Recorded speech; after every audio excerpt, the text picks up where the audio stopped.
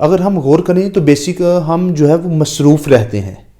کبھی جو ہے وہ کھانا بنانے میں، کبھی کھانا کھانے میں، کبھی لکھنے میں، کبھی بولنے میں، کبھی جاگنے میں، کبھی سونے میں،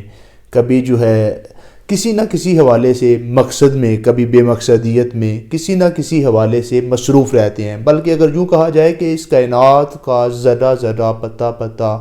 قطرہ قطرہ جو ہے وہ مصروف ہے، تو یہ بات بھی غلط نہیں ہوگی۔ ہم کبھی جو ہے وہ پیسہ کمانے میں مصروف ہو جاتے ہیں، دولت کمانے میں مصروف ہو جاتے ہیں، اور کبھی دولت لگانے میں مصروف ہو جاتے ہیں، کسی نہ کسی حوالے سے خیالات میں مصروف رہتے ہیں، معاملات میں مصروف رہتے ہیں۔ مگر ہم کچھ نہ کریں تو تب کسی کے عیب کر رہے ہوتے ہیں، تب کسی پر غیبت کر رہے ہوتے ہیں، تب کسی پر تنقید کر رہے ہوتے ہیں۔ مختصر کہ ہم مصروف رہتے ہیں، ہم اتنے مصروف ہو جاتے ہیں کہ ہم خود سے بھی بیگانہ ہو جاتے ہیں۔ تو ہمیں مصروف ہونا چاہیے، مگر اتنا بھی نہیں ہونا چاہیے کہ ہماری زندگی جو ہے وہ صرف مصروفیت پر ہی جو ہے وہ ختم ہو جائے۔ کبھی کبھی فرصت جو ہے وہ بھی ہونی چاہیے۔ زندگی جو ہے وہ صرف مصروفیت کا نام ہی نہیں، فرصت کا نام بھی ہے۔ کائنات کو دیکھنا بھی مصروفیت ہی ہے، مگر یہ کائنات بھی اللہ تعالیٰ نے بنائی ہے، کبھی اس کو دیکھا جائے، سورج کو دیکھا جائے، آسمان کو دیکھا جائے،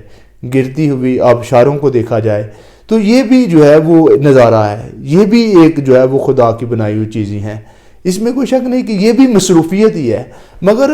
اگر ہم جو ہے وہ غور کریں تو مصروفیت جو ہے وہ حضرت واصف صاحب کہتے ہیں کہ یہ غلامی ہے، اور جو فرصت ہے یہ آزادی ہے۔ تو ہمیں وہ چیزیں کچھ جو ہمیں بعد میں خود چھوڑنی پڑیں، تو آپ فرماتے ہیں کہ ان کو ہمیں خود چھوڑ دینا چاہیے، جو چیزیں ہمیں خود جو ہے وہ چھوڑنی پڑیں۔ مثلا آپ فرماتے ہیں کہ وہ راز جو سونے سے نہیں ملتا وہ جاگنے سے مل جاتا ہے، وہ راز جو جاگنے سے نہیں ملتا وہ سونے سے مل جاتا ہے، جو راز دولت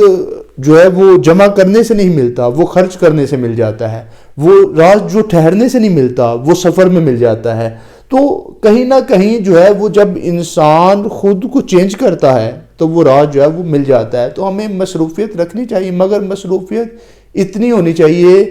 کہ جس سے انسان لوگوں سے، بے کسوں سے، بے سہاروں سے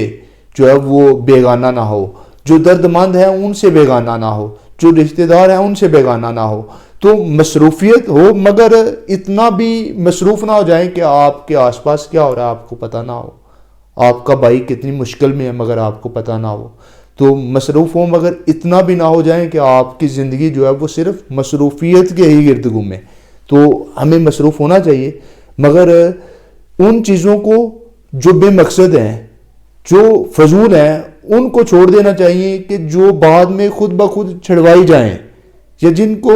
خود بخود جو ہے وہ چھوڑا جائے۔ ہم دیکھتے ہیں نا کہ جب انسان کا بڑھاپا آ جاتا ہے تو ایک وقت کے بعد اسے بہت ساری چیزیں خود بخود جو ہے وہ فضول نظر آتی ہیں۔ وہ کہتا ہے یار ان کی تو اہمیت نہیں تھی اتنی جتنی میں نے جو ہے وہ بنائی ہوئی تھی۔ جب ہم کبھی کبھار کہتے ہیں کہ میرے بغیر یہ نہیں ہوگا، مگر ہم دیکھتے ہیں کہ وہ اس کے بغیر اسی طرح چل رہا ہوتا ہے۔ یہ اللہ کا ایک نظام ہے۔ تو ہمیں مصروفیت رکھنی چاہیے، مگر وہ اتنی بھی نہ ہو